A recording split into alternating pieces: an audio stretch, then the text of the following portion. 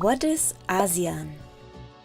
The Association of Southeast Asian Nations, ASEAN for short, is an association that today consists of 10 Southeast Asian states. In 1967, Thailand, Indonesia, Malaysia, the Philippines and Singapore founded ASEAN. The aim was to improve economic, political and social cooperation, and also to balance political conflicts between these countries that existed as a consequence of decolonization. During Cold War, ASEAN members wanted to contain the influence of communism in the region. Times changed. Old enemies became new partners, and in the second half of the 1990s, Vietnam, Laos, Myanmar and Cambodia joined ASEAN.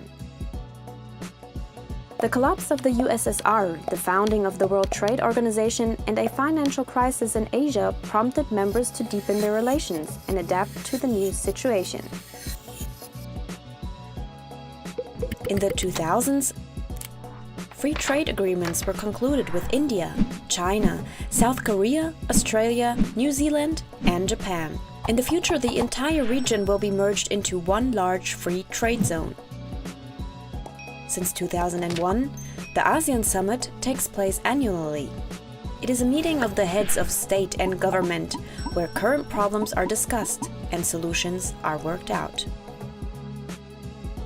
In 2008, the ASEAN Charter came into force, giving the association the status of a legal person.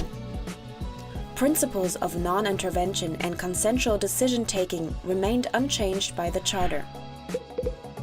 Decisions are generally made by consensus. No member can be forced to something. As a result, the group rarely appears to be closed. Nowadays. Today, ASEAN is based on 3 pillars. As a political and security community to ensure peace, as an economic community with a strong domestic market, and as a social and cultural community, including a common identity. Challenges and solutions. ASEAN faces a number of social and environmental challenges. Countries such as Vietnam or the Philippines are particularly vulnerable to climate change and already feel its impact today.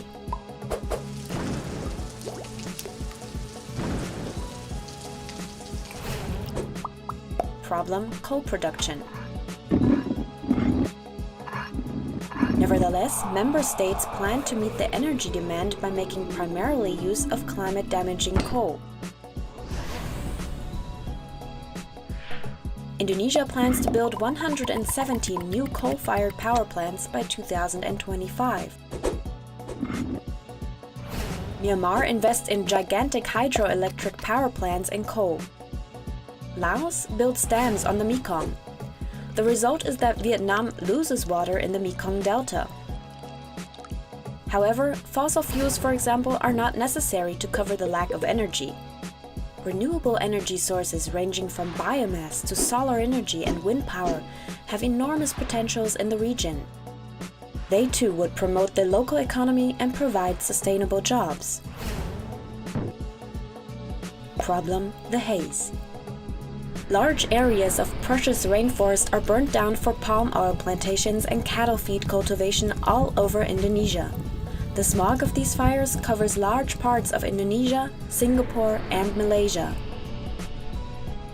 Pollution continues, even though in 2003 a smog agreement in the ASEAN came into force, which should reduce forest fires, environmental degradation, and air pollution. As such problems cross borders, ASEAN must tackle them in a joint effort and think beyond borders. This can be done, for example, by taking up the suggestions made by CSOs, civil society organizations, aiming at installing a 4th pillar,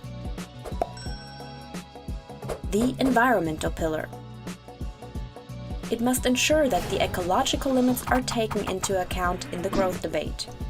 Only in case civil society is informed transparently and gets much more involved, acting free from state repression, social and environmental justice can arise. Serve people rather than profit.